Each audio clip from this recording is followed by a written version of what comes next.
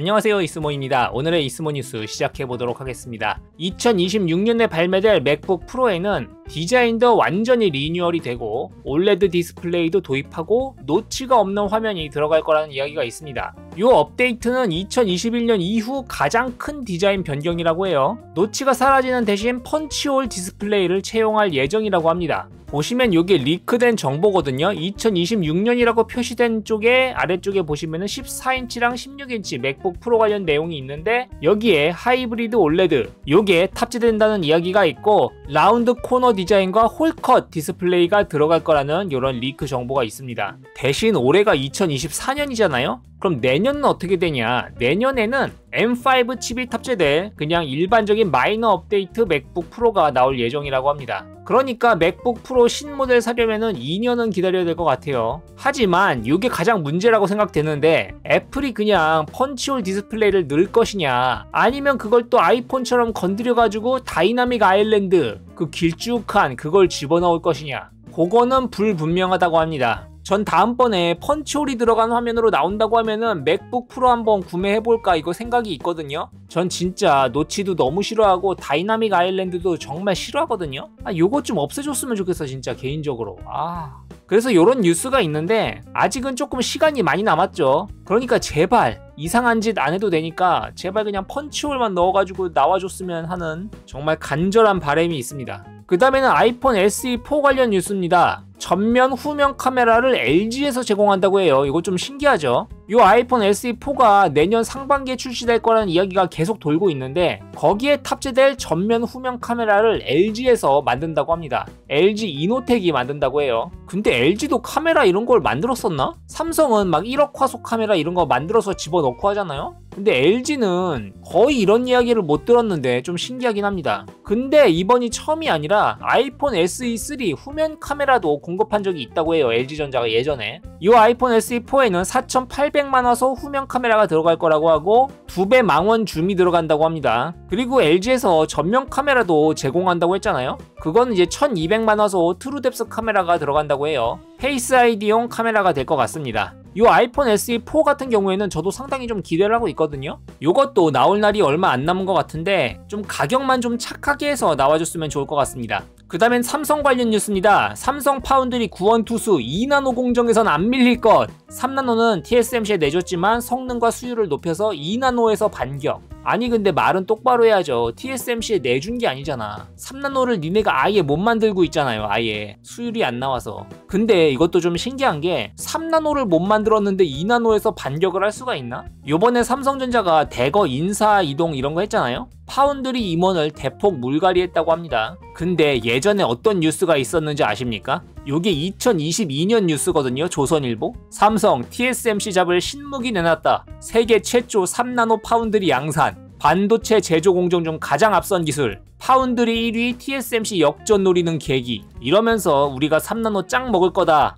이런 설레발을 떨었던 때가 있었는데 전혀 못해주고 있죠. 전혀. 그러니까 이거 세계 최초로 만들면 뭐하냐. 전혀 수율이 안 나와가지고 만들질 못하고 있는데 참 안타까운 일이죠. 요때만 해도 3나노에서 삼성이 큰일 해주겠다 이런 기대가 있었는데 망하고 이제 2나노에서 기대하겠다 이런 이야기를 하고 있죠. 보시면은 이 글로벌이 파운드리 점유율이 좀 심각해요. TSMC는 상당히 점유율이 올랐고 중국 SMIC도 올랐고 삼성만 떨어졌어요. 11.5%에서 9.3%로. 이거 상당히 심각한 상황입니다. 요번에는 진짜 제대로 해야 돼요. 이게 뭐 TSMC를 이기겠다 이런 수준이 아니라 그냥 주문 들어온 거 제대로 납기일 맞춰가지고 양산해가지고 제공해줄 수 있냐 이게 중요한 거잖아요. 진짜 기본만 해줬으면 좋겠습니다. 기본만. 이 점유율 떨어진 거 다시 올려야 될 거 아니에요. 그러니까 요 부분 삼성이 좀 잘해줬으면 좋을 것 같습니다. 그 다음에는 핸드헬드 게임기 관련 이야기를 좀 해보려고 합니다. GPD 윈 맥스 2라는 모델이 지금 인디고고에서 또 펀딩을 받고 있는 것 같습니다. 근데 이걸 게임기라고 하긴 좀 그래요. 여기도 보시면 게이밍 랩탑이라고 쓰여져 있거든요. 근데 우리가 알고 있는 그런 무슨 에이리언웨어 이런 게이밍 랩탑이 아니라 핸드헬드 게임기에 가까운 게이밍 랩탑이다. 이렇게 보시면 될 것 같고 이런 식으로 손으로 들고 하면서 여기 아날로그 스틱 같은 것도 있고 십자키도 있고 하면서 이런 식으로 게임을 즐길 수 있는 게임도 하고 PC로도 쓸 수 있는 그런 종류의 핸드헬드 게이밍 PC가 되겠다. 라고 보시면 될 것 같습니다. 이거를 딱 보면 또 드는 생각이 있죠. 얘네가 참 베끼는 걸 잘하는 것 같아. 옛날 소니 바이오 U라는 요런 시리즈가 있었거든요. 이거랑 거의 유사하죠. 엄밀히 말하면 요건 게이밍용 PC는 아니었죠. 대신 여기 아날로그 스틱 같은 게 들어가 있어가지고 요걸로 포인팅 디바이스 역할로 썼었던 요런 PC가 있었습니다. 소니에서. 저도 요거를 되게 갖고 싶었던 그런 기억이 있는데 요것과 거의 흡사한 디자인인 것 같아요. 이렇게 잘 만든 것 같고, 제가 저번 이스모 뉴스에서 소개시켜드렸던 제품이랑 거의 비슷하게 라이젠 HX 370 요거를 탑재한 것 같아요. 요게 상당히 성능이 괜찮은 것 같아요. 보시면은 사이즈도 10인치라서 그럭저럭 큰 것 같습니다. 그렇게 작은 사이즈는 아닌 것 같고 35W TDP라고 합니다. 여기 십자키랑 ABXY 요런 버튼까지 달린 게 상당히 신기하죠. 여기 4G LTE 모듈도 넣을 수 있어가지고 자체 통신도 가능한 것 같고, 무슨 USB4까지 탑재를 했네요. 그리고 GPD-G1이라는 자체 그래픽 독이랑 연결할 요런 포트 같은 것도 가지고 있는 것 같습니다. 요쪽에 있는 아날로그 스틱에는 홀이펙트 조이스틱을 사용했다고 하고요. 아, 여기 진동도 있고 트리거도 있는 것 같아요. 보시면 요런 식으로 게임기랑 노트북을 완전히 붙여놨다? 요런 식의 사용성을 가지고 있는 것 같습니다. 보시면 이런 식으로 터치 스크린도 제공하고 있고 4096단계 압력 감지 이런 것도 된다고 해요. 펜도 이렇게 사용하고 있죠.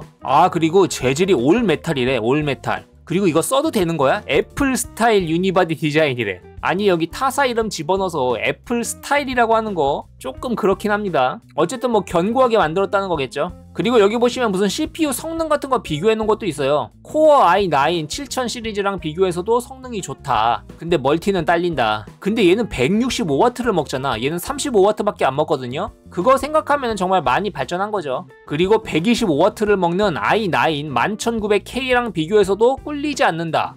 성능이 정말 많이 좋아졌다. 그리고 여기 들어간 라데온 890M 통합 그래픽카드 성능이 엔비디아 지포스 RTX 2050 모바일 버전보다 성능이 좋다고 합니다. 실제 벤치마크 스코어는 이렇다고 해요. 45W를 먹는 RTX 2050보다도 성능이 잘 나온다, 이런 이야기를 하고 있는 것 같습니다. 아까 보여드렸던 외장 그래픽카드 요 GPD의 G1 그래픽카드 독 요걸 사용하면은 RTX 3070 정도 퍼포먼스를 내준다고 하고요. 이렇게 다양한 기능이 있는 만큼 가격은 상당히 비쌉니다. 한 200만원 정도 하는 것 같아요, 가격이. 요건 아마 환율 영향도 있지 않을까 이렇게 생각은 됩니다. 그래서 보시면 아시겠지만 컨셉이나 이런 거는 상당히 괜찮은 것 같아요. 성능도 괜찮아 보이고. 근데 가격이 조금 세다. 요즘 요 GPD사에서 상당히 재밌는 물건들을 많이 만들어주고 있는 것 같습니다. 그 다음에도 핸드헬드 게임기 관련 뉴스입니다. MSI 클로우 8 요 제품은 제가 얼마 전에 소개시켜드린 적이 있는데 로갈리 X보다 20% 정도 더 성능이 좋다고 합니다. 요 클로우 8은 몇 주 안에 출시될 예정이라고 하고요. 요 두 개 차이는 CPU 차이죠. 결국에는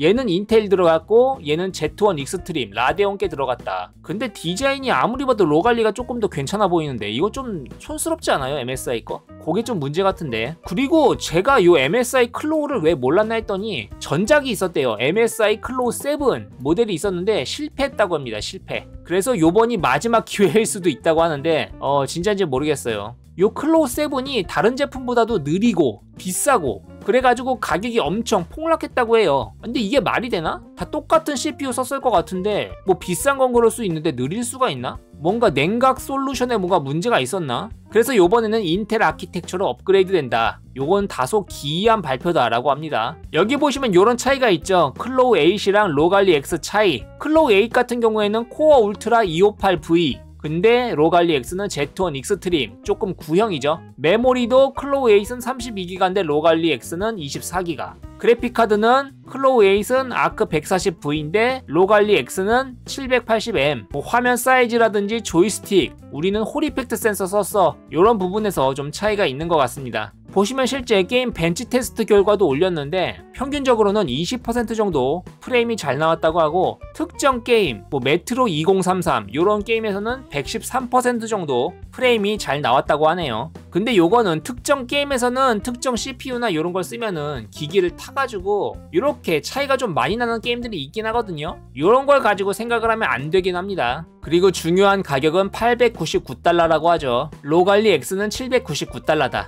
그러니까 우리가 성능도 좋고 가격은 100달러밖에 안 비싸다, 이런 이야기를 하고 있는 것 같습니다. 근데 화면 사이즈가 1인치 커서 그런가 무게도 거의 한 100g 이상 늘어난 것 같아요. 요게 살짝 약점이 될 수 있을 것 같은데, 너무 무거운 것 같은데, 이거는 실제로 쥐어봐야지 알 수 있는 거겠지만 요 정도의 차이가 난다고 합니다. 그래서 과연 MSI의 클로우 8이 요번에는 서력을 할 수 있을지 한번 기대해 보도록 하겠습니다. 그 다음엔 키보드입니다. 8비토 많이들 아시죠? 거기에서 이제 레트로 키보드가 또 나온다고 해요. 요 디자인 많이 보셨죠? 예전에는 여기 숫자 키가 없는 스페이스 세이버 모델 요게 발매됐던 것 같은데, 요번에는 풀사이즈 키보드가 발매됐다고 해요. 가격은 629 위안이라고 합니다. 상당히 가격이 비싸요. 대략 한 12만원? 요정도 넘는 요런 가격인 것 같습니다. 제품 자체 디자인은 상당히 예쁘죠. 예전이랑 비슷하게 패밀리 컴퓨터 디자인이랑 NES 디자인 요 두 가지 타입으로 나오는 것 같아요. 스위치 핫스왑도 지원하고 있고 2000mAh 리튬이온 배터리가 내장되어 있다고 합니다.